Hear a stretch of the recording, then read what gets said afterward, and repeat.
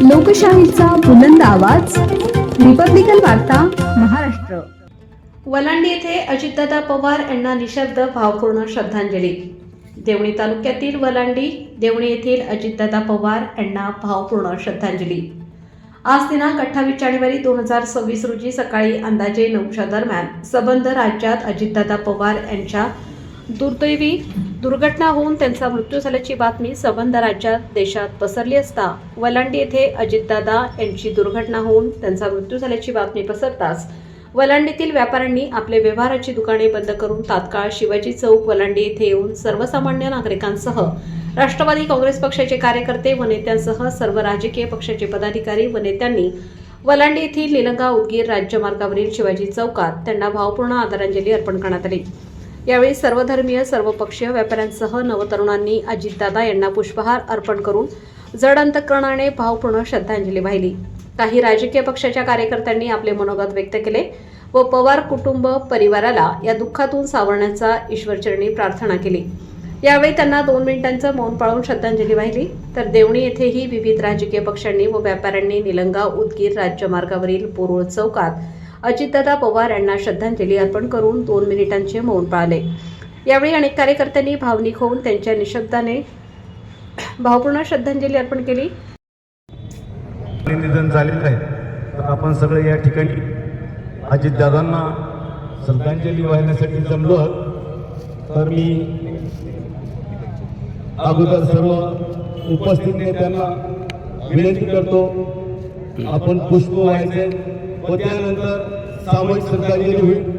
मी विनंती करतो आदरणीय दिलीप पाटील साहेब आमचे मामा त्यांनी पुष्प वाहून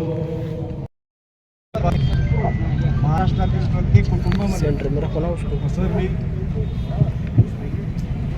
आणि एक दुःखाचा डोंगर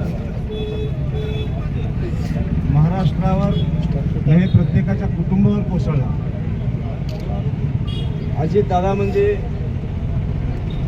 एक कंठर नेतृत्व कार्य हे जनतेच्या मागे ठाम।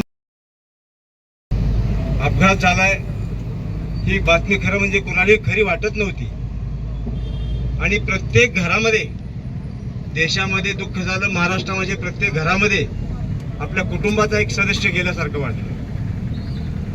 तरी पण असं वाटत होतं की बातमी खोटी निघाली, पण ईश्वराच्या पुढे काही चालत नाही।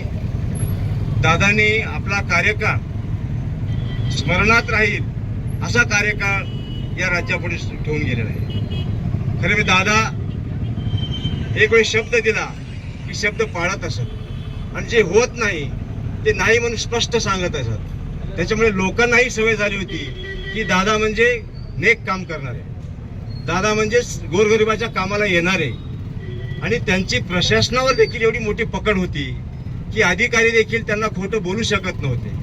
आणि वेळेचं बंधन खरं म्हणजे शिकण्यासारखं आहे। दादाचा तो एक वेळेचं म्हणजे प्रत्येक मिनिटाला ते महत्त्व देत होते आणि जनतेमध्ये जायचं असलं किंवा लोकांच्या कामासाठी निघायचं असलं तर पहाटेपासून ते लोकांच्या संपर्कात राहायचे आणि उशिरापर्यंत लोकांची कामं करायचे।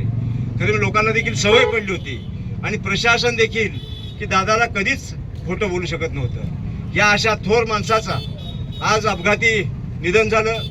खरं म्हणजे दादा हे प्रशासनातले असतील, जनतेतले असतील, आपल्या कुटुंबातले असतील एक प्रेमळ दादा होते आणि राजकारणातले मात्र दादागिरीचे दादा होते। त्याच्यामुळे त्यांना आपण हे महाराष्ट्र कधी विसरणार नाही। ते खरं म्हणजे महाराष्ट्रात अजरामर झालेत। आज आपण आपल्या देवणी परिसर, देवणी तालुका असेल, सर्वातर्फे सर्व पक्षातर्फे सर्व व्यापारी असतील, सर्व नागरिक असतील यांच्यातर्फे श्रद्धांजली अर्पण करू। तसेच त्यांच्या कुटुंबाला हे दुःख सहन करण्याची ताकद ईश्वर देवो ही प्रार्थना करतो।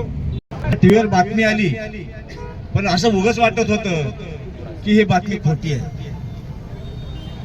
अजितदादांनी आपल्या नेतृत्वात ते दादा म्हणून सर्वांना तर प्रिय होतेच, पण राजकारणामधील देखील एक दादा होते जे खरं ते खोटं आणि जे होतंय ते होतं, नाही ते नाही हे असं स्पष्टपणे सांगणारे दादांचं नेतृत्व होतं। महाराष्ट्राच्या मध्ये एक मोठी पोकळी निर्माण झाली।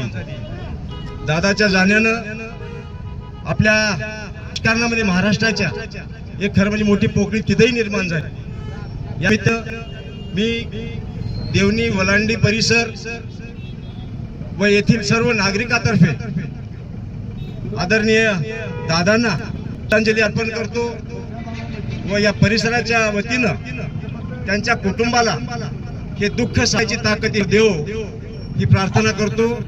ओम शांती. रिपब्लिकन वार्तासाठी लातूर जिल्हा प्रतिनिधी Sakir Momin. Subscribe now and press the bell icon. Never miss an update.